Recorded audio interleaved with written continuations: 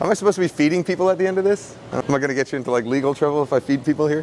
Hey everyone, this is Kenji. I'm here outside of Uwajimaya, a Japanese supermarket in the International District. They also have other locations, but I come here about once a month to go shopping for some Japanese staples and fresh foods. I'm going to take you inside and give you a little tour, show you what I look for when I'm shopping for Japanese ingredients. You ready?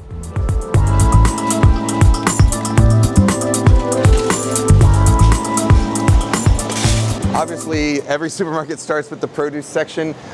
Typically, when I'm at this supermarket, I like to look for, I mainly pick up ingredients that I can only find here or rarely find in other places, or sometimes find better quality here. Kabocha squash, definitely one of my favorites, my family's favorite. Kabocha squash is really nice because it's one of these squashes where the skin is completely edible. My favorite way to cook this is to simmer it in dashi. You don't even have to peel it, you just take out the seeds. Really, really nice, especially for kids. My kids love it. All kinds of crazy mushrooms. Right now, it's Matsutake season, so these are Matsutake mushrooms. Among the more expensive mushrooms you can buy, they're extremely fragrant. These are used commonly as a sort of aromatic element that you would add to a soup. So you would make like a clear soup, shave these really thinly on top of it to get that mushroom aroma out. They're really, really intensely sort of sweet, a sort of sweet smell to them. Ooh, pomelo season. So pomelos are kind of large citrus fruit that are sort of dry. When you pick them up, you'd be surprised by how light they are. They're much lighter than a sort of standard grapefruit, or much less dense than like a grapefruit or an orange. These are really great inside something like a salad, so I would poach some shrimp, get a bunch of herbs, make a salad with shrimp and herbs and pomelo. I will take this one home too. I do like to get eggplant here as well. So these are Japanese eggplants. You can see they're much sort of smaller and more slender than like an Italian or an American globe eggplant. These ones are, you use them, I like to use them for a dish called nasu no dengaku. So you essentially take the eggplants and then you grill them or fry them, and then you brush them with miso and broil them, this kind of sweet miso. Really delicious. I'm gonna grab, when I'm buying eggplants, I look for ones that are kind of wrinkle-free, really nice and dense. These ones look pretty good. So we're gonna be making this dish gyudon. So I'm also going to pick up the ingredients for that. To make gyudon, I definitely need some ginger. So grab a chunk of ginger. We will need an onion. And we're going to need some scallions over here as well. Am I missing them? Over there? Oh, thank you. All right in front of my face. All right, let's go on to the meat section. So the meat section is one of the main reasons I come here, because you'll find it's not just that the quality of meat is excellent, but they also have cuts and certain preparations that you won't really find in a Western supermarket. Mainly, the one I come here for is this really thinly shaved meat. This is commonly used for things like sukiyaki, which is a sort of simmered meat dish, or what we're going to make, gyudon, which is sort of similar to sukiyaki actually. This is a little bit bigger than that I need. I'll take let's take one of these. They use, the meat at Uwajimaya is from Painted Hills, really high quality Pacific Northwest beef. I always get a pack of these.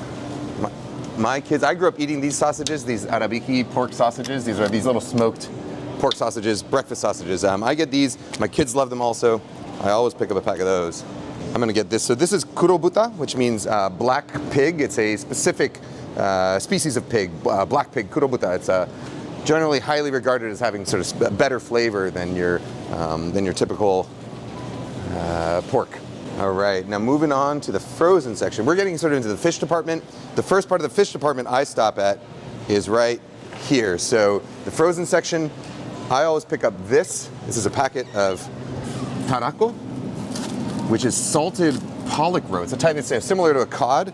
So the eggs of that cod are salted inside their sacks, and then, well, they sell them frozen here. I eat these for breakfast as well. You broil them or grill them, and then they turn kind of crumbly, and you put them on top of rice. You can also eat them raw inside something like onigiri or umusubi, like rice balls. Now, the fish department here, I think, is probably one of the best fish departments that you will find anywhere in Seattle. Everything is really fresh. The people working here, guys and girls, people are extremely knowledgeable about what they're doing here. And you can see, I mean, you can just see how fresh those fish are. Really, really shiny, nice bright eyes. That's always what you're looking for. How you doing? Of course, they've got all the local stuff, like all the local salmon, but they've also got some other stuff as well, some tuna. live crabs, live oysters. Look at this. You've got 1, 2, 3, 4, 5, 6, 7, 8, 9, 10 different types of 10 different types of oysters. And now over in the middle of this section is also one of me and my daughter's favorite places to shop, which is the sashimi section. So they do have prepared sushi. Which, ooh, can I grab one of those? Can I grab one of these? Awesome. This is Shokupan. So this is Japanese-style milk bread. My favorite type of bread. They cut it nice and thick. My grandmother always had Shokupan at home. It toasts up really nicely. It gets this really sort of soft, sort of cloud-like texture to it. Really great for buttered toast. This is my favorite kind of bread. Also really good for egg salad sandwiches.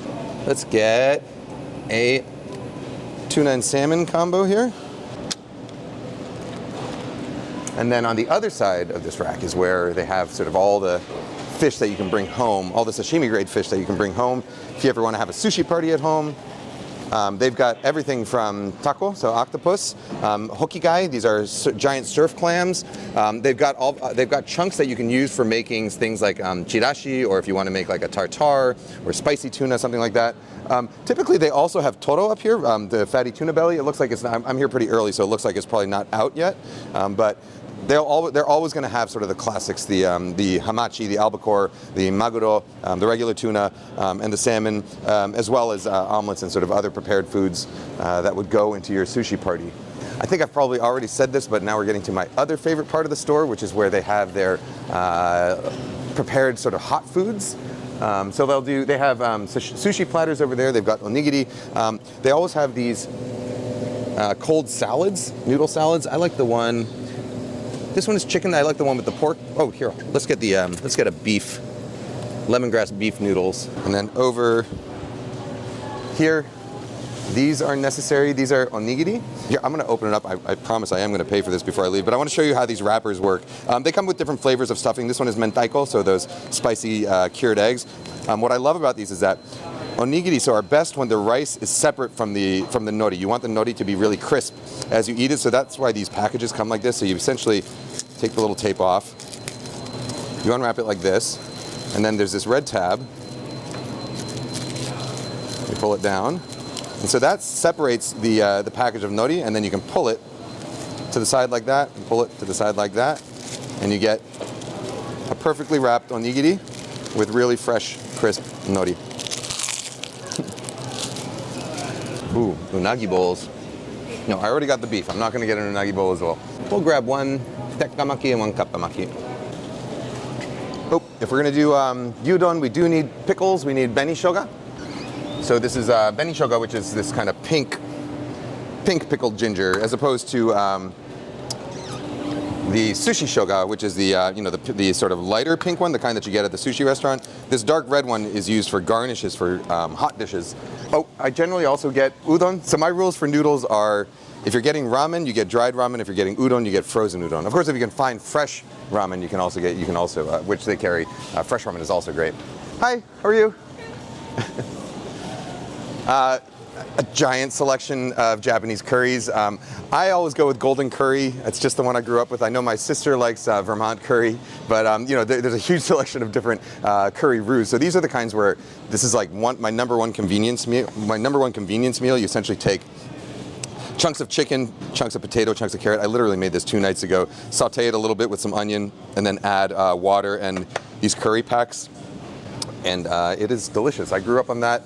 My kids grow up on that now. This is well, it's called calpico now. When I was a kid, in Japanese it's called karupusu. When I was a kid, this was written out as C-A-L-P-I-S, calpis. And so we would always get calpis at home, and my dad would call it calpis. And I think they specifically changed the name to calpico because they didn't want it to sound like to Americans like calpis. But calpico, it's the most popular drink in Japan, most popular soft drink in Japan. It's a yogurt and citrus flavored soft drink. It's not sparkling, although you can get it sparkling. But Furikake, okay. Another sort of Japanese staple ingredient that I always have at home is furikake. I like to get this one, the Seto Fumi Furikake. So this one has crushed up nori, it has some sesame seeds, it has dried bonito flakes that have been cooked down with a little bit of sugar. It also has dehydrated eggs. So this is basically a topping that you put on top of your rice. You would get a nice hot bowl of rice and then shake some furikake on top of it and eat it like that. Or if you're my wife, you will find this in the pantry and just eat the whole thing, eat the whole jar. So I generally have to hide these at home, otherwise they get completely finished before we even get a chance to put them on rice. All right, now this section is where I think people might start getting a little bit more confused. It's all the different seaweeds. This is all nori, so that's a type of laver, and so the way they make that is they take the sea lettuce, they kind of grind it up into a sort of pulp, and then they spread it out into sort of like pieces of paper. And this is what you'll find. This is what you'll buy when you want to make something like when you want to make sushi, right? That's what sushi is wrapped in, or onigiri are wrapped in.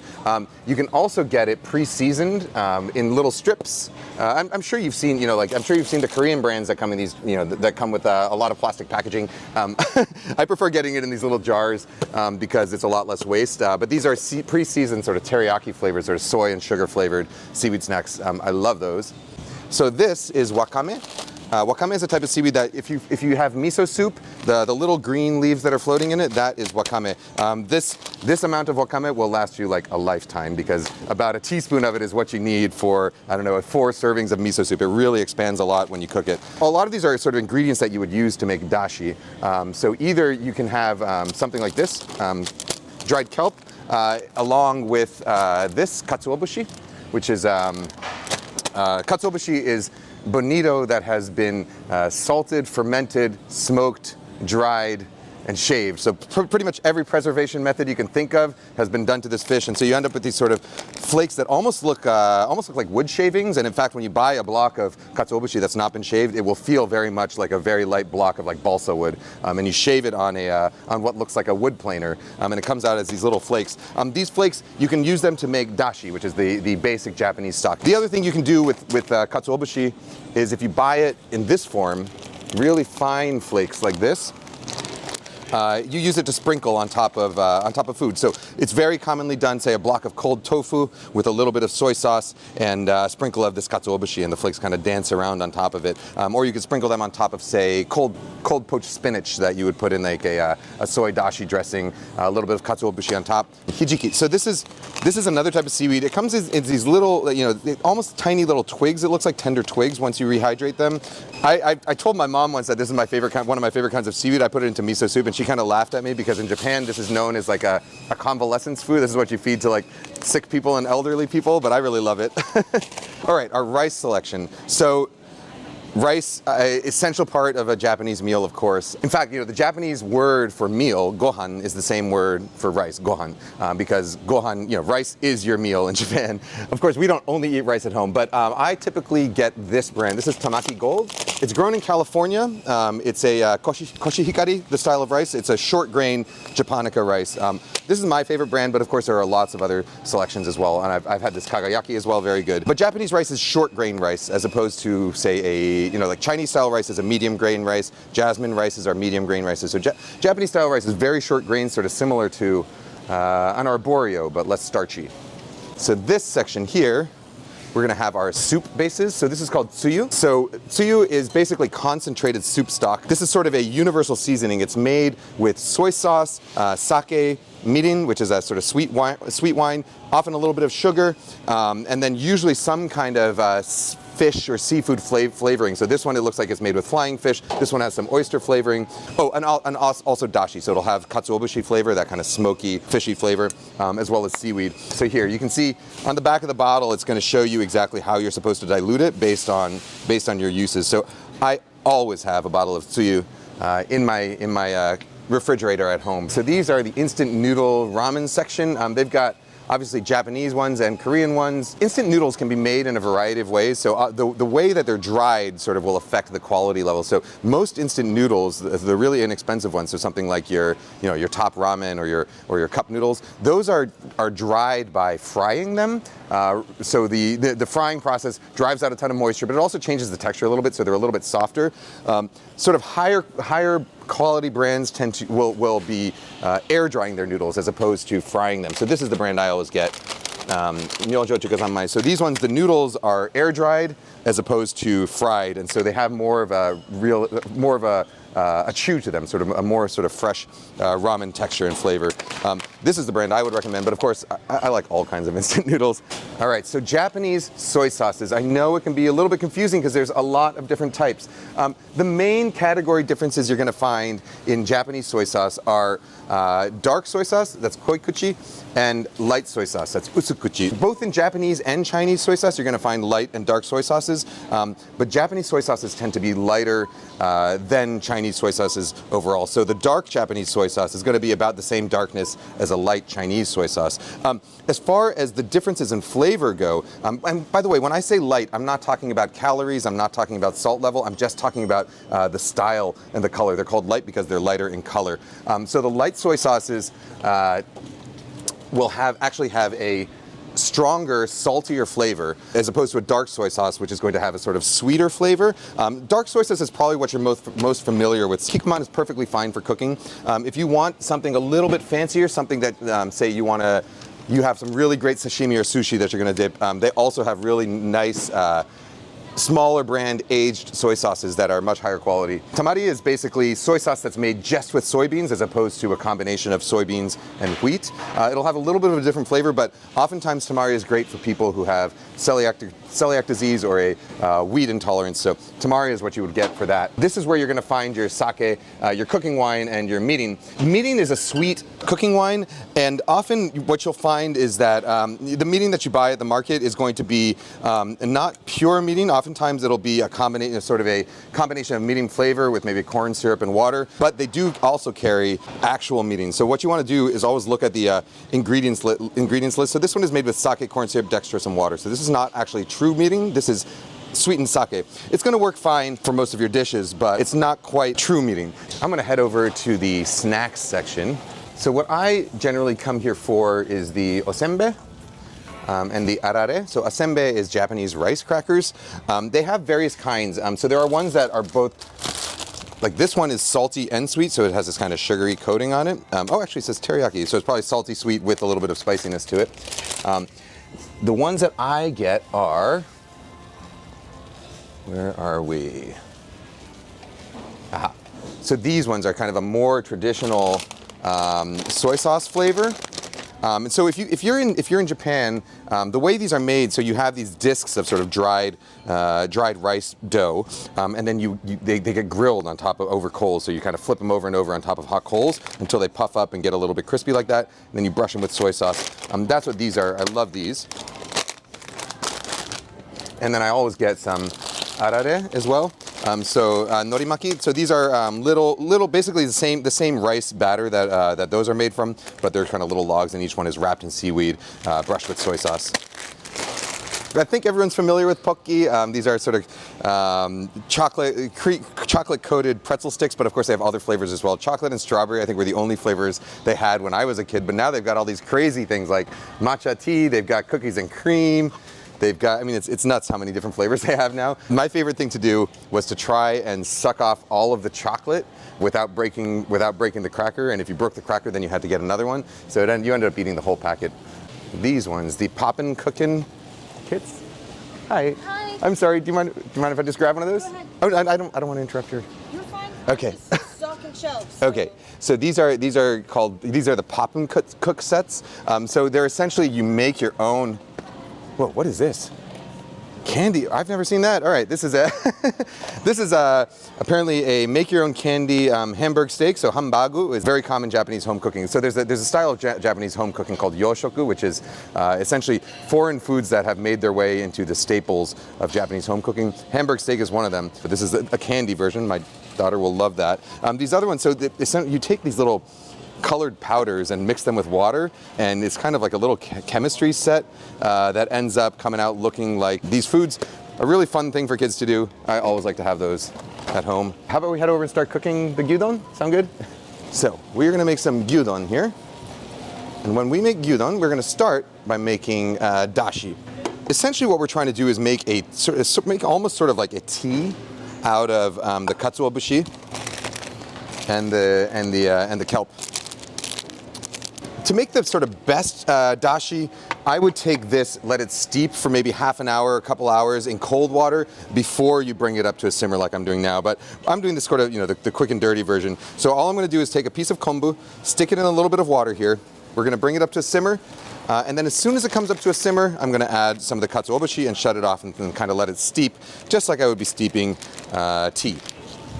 The ingredients we're gonna have: thin sliced beef, we got some scallions. You don't even need the scallions really, but I got some ginger, got some onion. This recipe, by the way, you can find it, it's printed for free on Serious Eats. You can find me doing this over on my YouTube channel, and in fact, you'll find this version of it on my YouTube channel. You're probably watching it on my YouTube channel right now.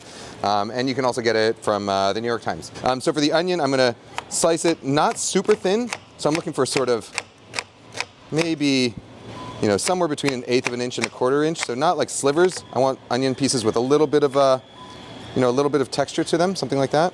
I'm also gonna slice up a couple of these scallions, use it as garnish. Don't have onions and you only have scallions, you can do that. If you don't have scallions, you can leave them out. If you don't have ginger, you can leave them out. If you like the flavor of garlic, you can add garlic to it. If you don't want to do this with beef, you could do it with thinly sliced chickens, thinly sliced pork. It's very, very easy and very, very forgiving. Oftentimes, I don't even bother peeling ginger, depending on how thick the skin is. Sometimes, this ginger is pretty young and fresh, and so the skin is not really sort of that leathery skin that you get. If you have ginger with very leathery skin, I'll always peel it, but usually you don't even have to. Cut it into slices, little coins like this, right? Then lay them flat, and put your knife on top of them, and give it a good whack. I don't know if you can see that, but essentially it kind of ends up chopping itself when you do that. You don't really have to do much work chopping. And give it just a little bit of a chop to finish it up. But that's all you really got to do. All right, let's get our rice ready. So this is a rice bowl dish. It's called gyudon. So gyu is beef, don is rice bowl. So gyudon, beef rice bowl. I am cooking this, by the way, in this wok over here. You don't have to use a wok. You can do this in a skillet. You can do this in a plug-in hot pot in a hot plate in a dorm room.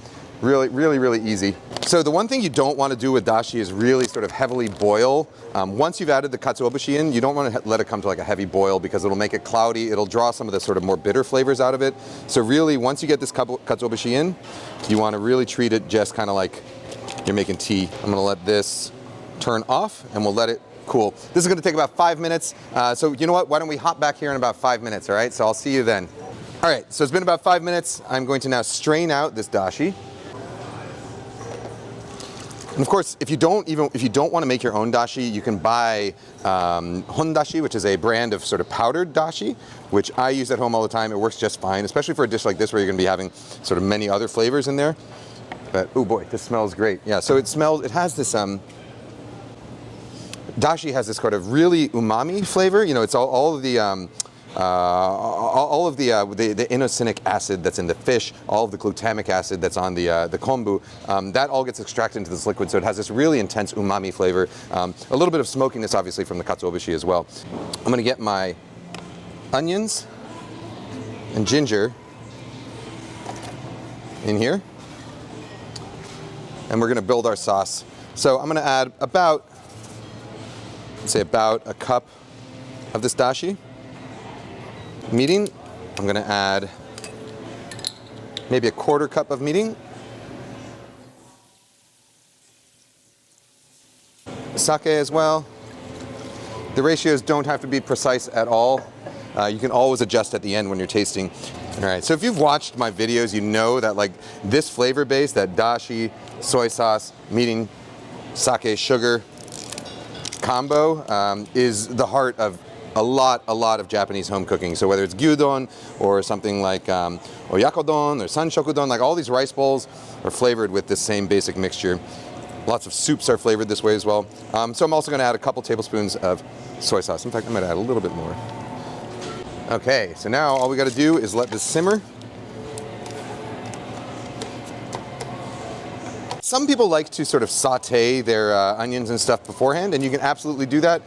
What you don't want to do, or what is not very typical for this dish, is to add color to the onions. So if you're going to sweat your onions down or your scallions down, just sweat them until they're a little bit soft, but not until they start to brown, because that sort of caramelized onion flavor is not really a part of this dish. Of course, if you like that flavor and you've had this dish before and you know you want some more, you're going to enjoy that caramelized onion flavor, you can absolutely do that. Nobody's going to stop you from doing it. A little bit of sugar. Sort of sweet and savory is really a common Japanese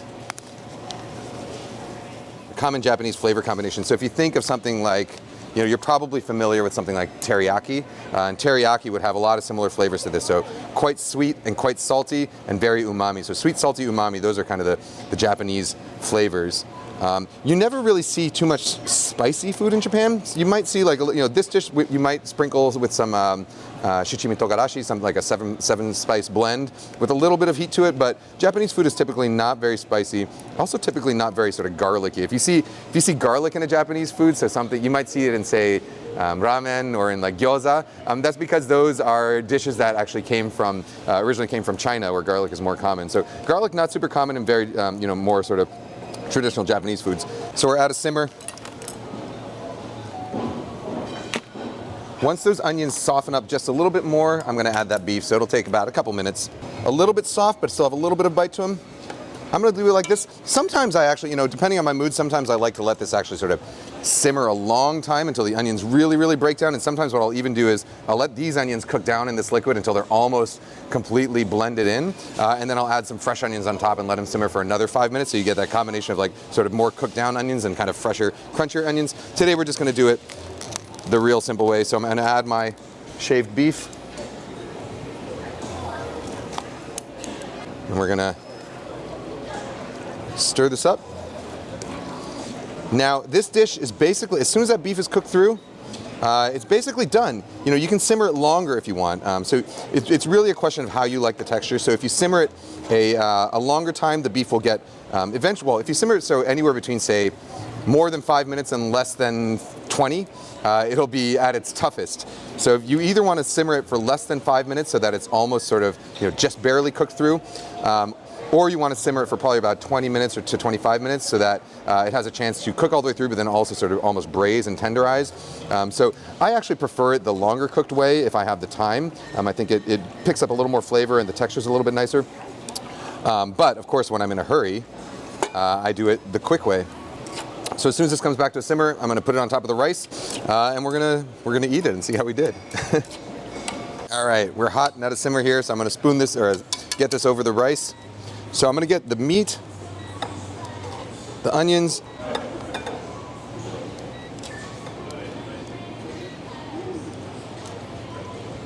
and the juice. What I really love on top of here is a poached egg or a fried egg. We're not going to do that today, but if you have like a soft poached egg that you can take the yolk from that egg and break it into here, also really nice. So we're going to take some of this Beni shoga as well, just as a little garnish. All right, a little bit of the togarashi here. And that is our dish, right?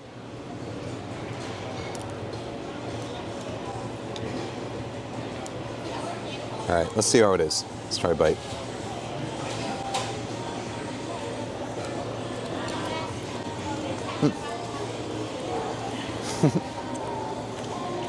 It's really good. This is Japanese comfort food.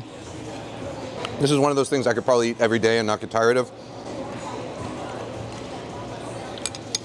And as you can see, once you have access to these types of ingredients, like the thinly shaved beef, all the stuff to make dashi, once you have those, a place to get the beef, and once you have the dashi ingredients in your pantry, it comes together really, really quick. So one of the simplest dishes I know how to make at home, always a crowd pleaser. All right, so gyudon. I hope you enjoyed this tour of Uwajimaya. Again, happy 95th anniversary to Uwajimaya. Yeah, I come here about once a month. It's the best place I know to get Japanese ingredients in the Seattle area. I don't know, I'll see you around here. All right, guys, gals, non-binary pals, I will see you next time.